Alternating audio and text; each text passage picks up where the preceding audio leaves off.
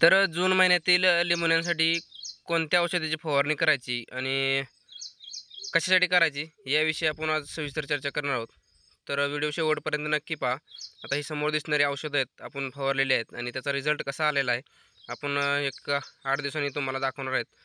तर व्हिडिओ शेवटपर्यंत नक्की बघा, तुम्हाला सर्व लक्षात येईल. जी आपण जून महिन्यातली फवारणी घेतली होती आपण लिंबोणीच्या बागेमध्ये.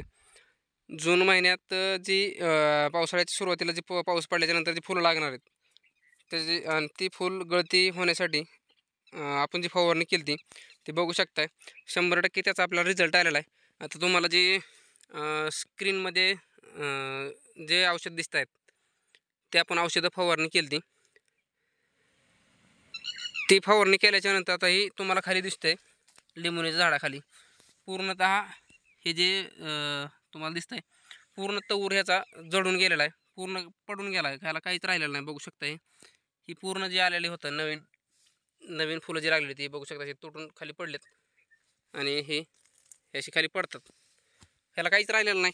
एवढी फुलं आलती की मापाच्या बाहेर फुलं आलती, असं बघू शकता तुटून जाते पडलेत पूर्ण खाली. हे ह्याला 100% रिझल्ट आलेला आहे.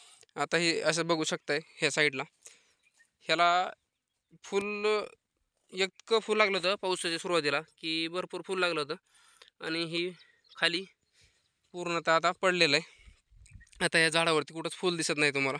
मागच्या व्हिडिओमध्ये तुम्हाला दाखवलं होतं त्याला पान कमी आणि फुल जास्त एवढं फुल लागलं होतं. हे खाली खाली खाली बघू शकता हे पूर्ण फुल पडून असं तांबडं तांबडं झालं सगळं. पूर्ण फुलं कळ्या पडून पूर्ण क्लिअर झालं आहे आणि झाडाची एकदम क्वालिटी सुंदर झाली. आता ह्याला आपल्याला आता इथून पुढचा बहार म्हणजे आता लागणाऱ्या 2 महिन्यामध्ये आपल्याला परत ह्याला ताण देऊन फुलं आणायचेत. आणि तुम्हाला सांगितल्याप्रमाणे जसं की सुरुवातीला जरी झाडावरती फळं असेल तर पुढच्या उन्हाळ्याच्या पिकासाठी आपल्याला अडचण देतं, म्हणून आपण ह्याला फवारणी केली ती आणि ह्या फवारणीमध्ये आपली फुलगळती झाली, ह्याला नवटी व्यवस्थित आली आणि पानाची क्वालिटी एकदम छान वाढलेली आहे.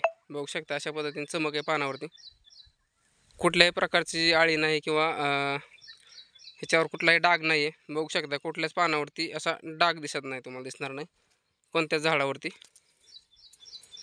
अशा पद्धतीनं नवटी आहे, अशा पद्धतीने छान क्वालिटी आली झाडांना. आणि एकच नाही, हे सगळे झाडं असे एकदम छान क्वालिटीचे आलेत. आता आपण ह्याच्यामध्ये मिरॅकचं जे तणनाशक आहे ते तणनाशक फवारून घेतलं होतं, कारण ह्याच्यामध्ये आता पावसाळ्यात कसं आहे आऊत चलत नाही किंवा खुरपायला परवडत नाही. आता हे पाऊस जास्त आहे ह्यावेळेस, मग आपण ह्याच्यामध्ये जे मिरॅकचं जे तणनाशक आहे ते आपण फवारणी घेतली त्याची. आता ह्याच्यात कुठंच तण नाही आहे ह्या बागेमध्ये, बऱ्यापैकी तण 90% केलेलं आहे. अशा पद्धतीची झाडाची आपल्या क्वालिटी बघू शकता. झाड आता 6 वर्षाचे एकदम छान मोठी झाली झाडं. अशा पद्धतीने झाडं झालेत लिंबोणीची.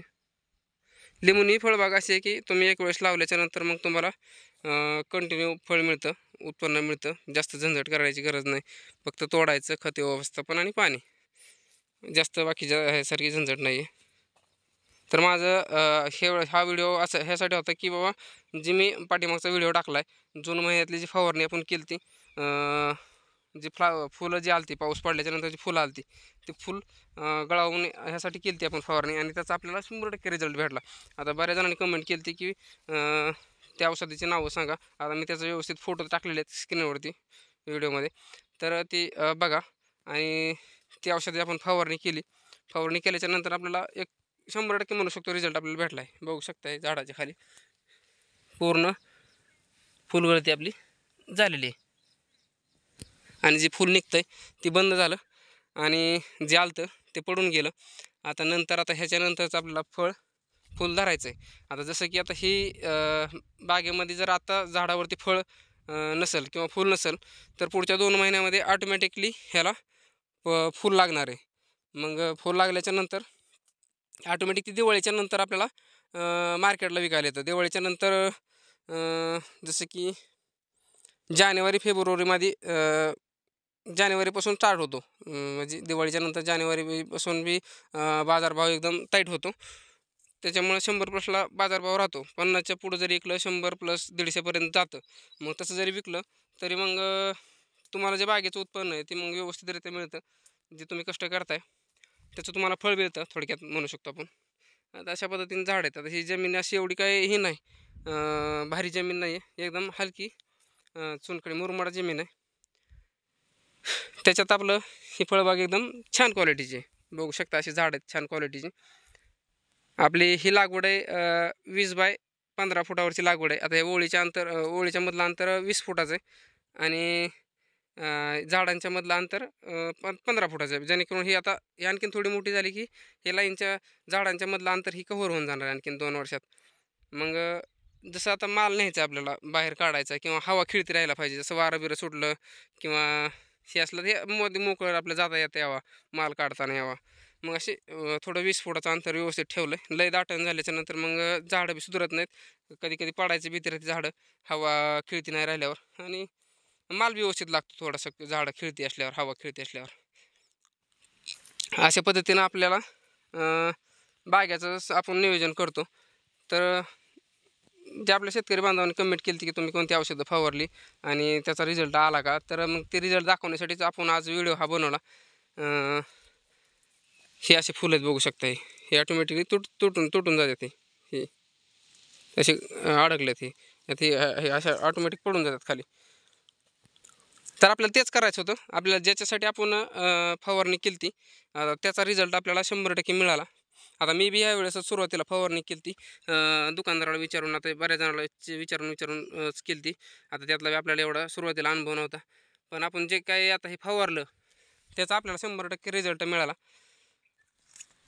असंच आता सगळ्याच शेतकरी किंवा सगळेजणच असे मनाचे हुशार नसतात किंवा सगळ्यांनाच एवढं मनाचं कळत नसतं कोणालाच.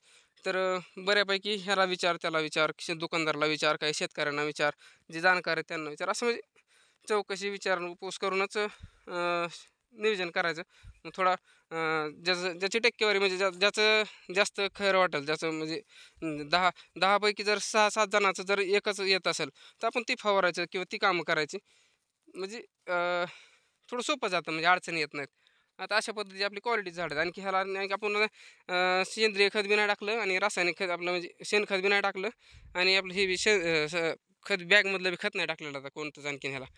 आता इथून पुढे ज्यावेळेस आपल्याला हत्तीबहारचं नियोजन करायचं आहे त्यावेळेस ह्याला हे खालचं बुडात आता उकरायचं थोडं थोडं, जे आपल्या उकरायच्या अवजारांना थोडं उकरून घ्यायचं आहे खाली. आता हे जारवा थोडं तोडायचा आणि ह्याच्यामध्ये मग शेणखत आणि टाकून घ्यायचं शेणखत, आणि नंतर 15-20 दिवसांनी मग रासायनिक खतं बी टाकून घ्यायची. म्हणजे थोडंसं ताण जास्त भेटतो. रासायनिक खताने काय होतं, झाडाला ताण जास्त येतो, अशी कोरडे पडल्यासारखी. आपण कसं म्हणतो, खत जास्त पेरल्याच्या नंतर मग धान सुकत येतं, ताण येतो. मग तसं त्या पद्धतीनं ह्या झाडाला द्यायचं. ताण दिल्याच्या नंतर काय होतं मग फुलं निघायला थोडंसं सोपं जातं. मग आपण त्याचं नियोजन हत्तीबहाराला करणार. मग त्यावेळेस आपण खतं टाकणार आणि नंतर मग हत्तीबहाराचं पुढचं एक फवारणी घेणार फुलं निघण्यासाठी, फुलकळी निघण्यासाठी. मग त्या फवारणीचे आपण नंतर तुम्हाला व्हिडिओमध्ये सांगू कोणते औषध आहेत, निघतात का नाही. मग निघल्याच्या नंतर परत तुम्हाला व्हिडिओ काढून दाखवू, आपण बनवून दाखवूया की निघला का नाही, रिझल्ट आला का नाही. मग जरी आला रिझल्ट तरी ठीकच, जरी मग चुकून आपणच फसलोत आणि नाही रिझल्ट आला तर मग ते पण दाखवणार की बाबा रिझल्ट नाही आला. म्हणजे असं आपल्या भरोश्यावर लोकांना नको की बाबा फसवेगिरी केल्यासारखं की तुम्ही केलं म्हणून आम्ही केलं ना आम्ही मग लॉसमध्ये गेलो, असं नाही. आपण आधी प्रयोग करायचा. आपण प्रयोग केल्याच्या नंतरच लोकांना दाखवायचं, लोकांना सांगायचं. आता हे मी जी औषधं फवारली आता हे थोडक्यात लिंबूवरती फुल गळती होण्यासाठी, आता ही फवारली मी आणि मला रिझल्ट पण आला म्हणून आता आज व्हिडिओ बनवला. आता ही 100% जी आता मी स्क्रीनवर जी मग फोटो टाकले होते ते औषध तुम्ही फवारू शकता. त्या फवारल्याच्या नंतर फुल बी गळती झाली, झाडांमध्ये अशी छान क्वालिटी बी आली.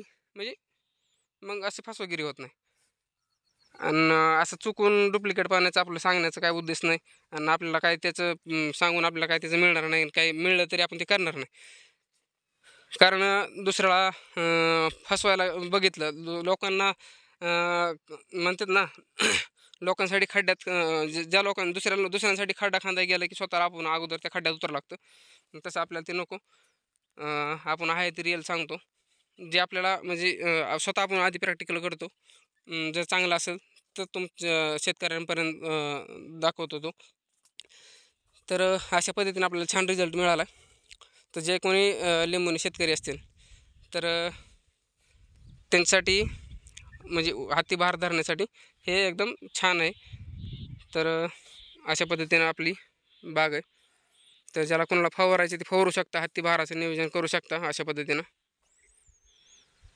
सर्वांना श्री स्वामी समर्थ.